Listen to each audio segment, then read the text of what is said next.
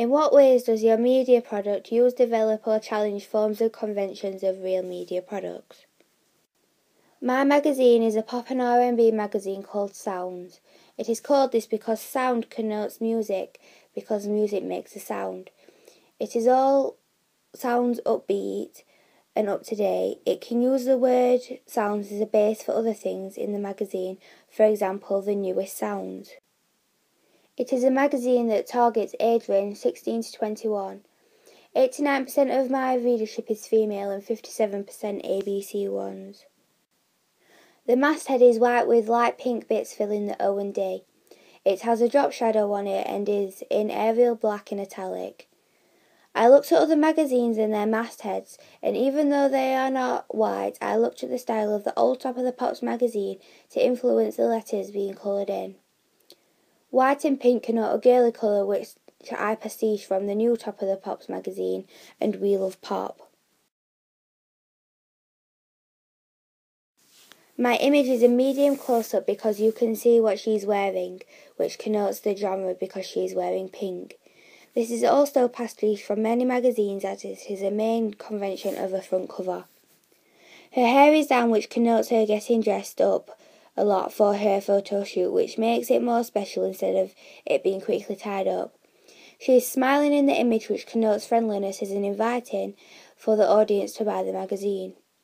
There is a straight on angle, and she is doing a direct gaze at the screen, connoting her looking at the reader. This is also pastiche from lots of different magazines, especially pop. Samantha, my model, is the ideal self for the target audience and ideal partner for any boys who are reading the magazine. This is a theory by Carl Rogers. The cell lines on my front page say, Taylor, if I walk there will be no band. Nikita Headley, why her brand new album will be her last.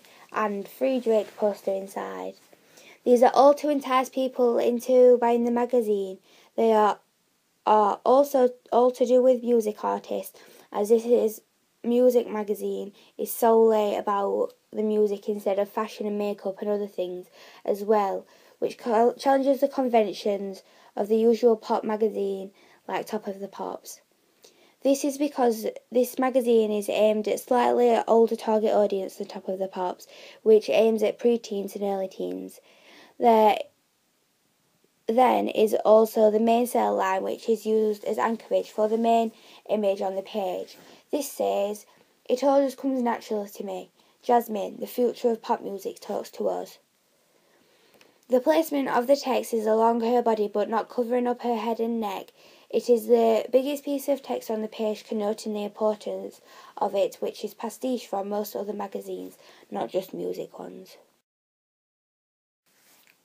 The barcode on the front cover is on the bottom right hand corner, along with all the information like the price and issue number. It follows usual magazine conventions, having a barcode and price on the front, but challenges them as the price is usually bigger on pop magazines. I have challenged a convention because I think the target audience is older than usual pop magazines, therefore know where to look for the price, and advertising the content on the magazine on the front is more important. The website is on the top underneath my masthead on the left hand side. This is challenging conventions of a music magazine again because they are usually smaller and at the bottom of the page. This is because I have placed it in a place that I think is more noticeable to the audience.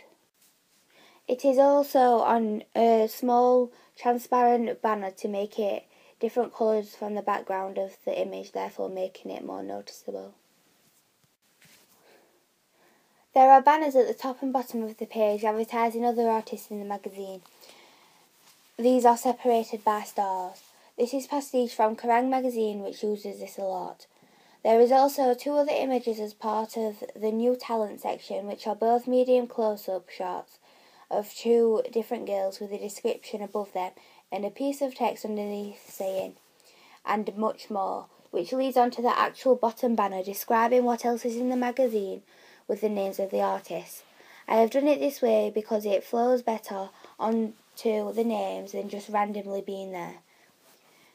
There is also a star at the top saying UK Top 40 inside. This is a pastiche of many pop magazines, and stars connote girly things and fun. The house style of my magazine is dark pink and light blue with little bits of different colours like white and peach colours. Because my magazine is aimed at an older target audience to most other pop magazines, and because it is more than just pop, because it is mixed with R&B, I didn't want it to be all baby pink and purple and white like conventional teenage pop magazines, so I have incorporated darker and more grown-up colours into the magazine's house style. The fonts are sans serif fonts, which makes them easy to read from a distance, so people will see the magazine from further away and would hopefully be drawn to it. The magazine is also not aimed at adults, and in my opinion, serif fonts seem more adult and not for my target audience, interests or... My contents page has 3 columns, which is a usual convention of a contents page, so I have chosen to put this in because it can have a lot more content on it than 1 column of content and 1 of images, which is the style of Vibe. I've also put the columns this way to highlight the significance of Jasmine's article in the magazine. She takes up half of the column on the contents page at the top on the left, which connotes the fact she is important in the magazine. My page numbers are at the bottom of the page on the outside. They are along with the website, which I copied from a local Sheffield magazine, but the page numbers on the content are in dark pink, which is following the house style, and are in rows down the side with the text all in a line. The house style is brought across by the dark pink colour. There is a lot of white and black on this page as well. I have also used the same fonts as the front page for the contents. Even the word Jasmine on the contents page is the same as the front cover. The banner at the top of the page also carries the magazine's house style across because it uses dark pink and the masthead. My images on my contents page are a range of objects and people with 4 photos altogether. The photos of the objects both have white backdrops and are long shots of the objects. The photos of my models, Demi and Samantha, have both got medium shots with both of the legs showing. Their clothes are girly and they pose as ideal selves for the girls looking at the magazine, as most of the magazine is read by girls.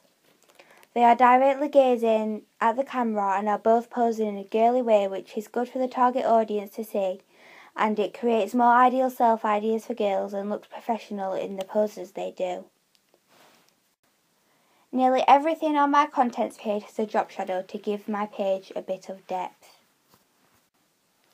The content on the content page of my magazine is purely to do with music and artists and things music fans can do. This is because it is purely a music magazine for the target audience which would like to read about music, not about how to do makeup and clothes to wear, etc. The people in the magazine are mainstream artists.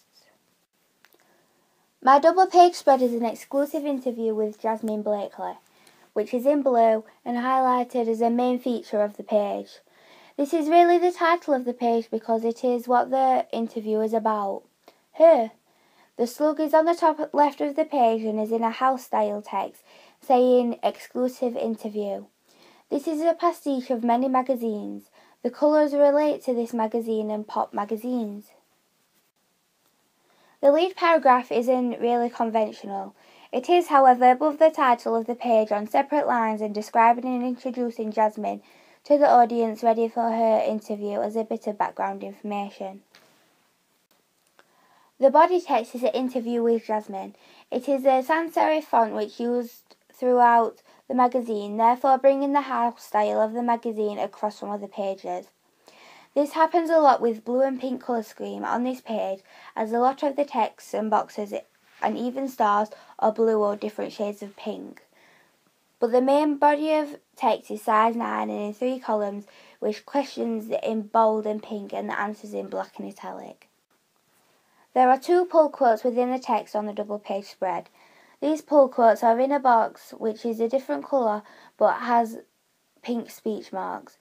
The pull quotes I have used depict her life in a positive way which pulls the artist off as nice and a normal person, especially because this is claimed to be her first interview and creates the ideal self for the girls reading it. The page numbers follow the contents page in placement, what they say, font and size. There is a banner on the top of the page which is used as a connection between the completely different looking pages and is pastiche from Kerrang! The Muse interview.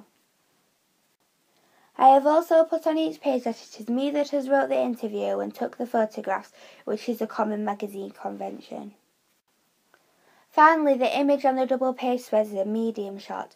She is wearing different clothes for this interview and the contents page and front cover, but this one is also a direct gaze.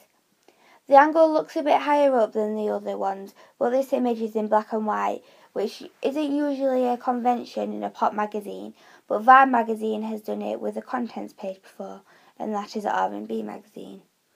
The black and white images highlight a face and adds more shadow and depth to the image.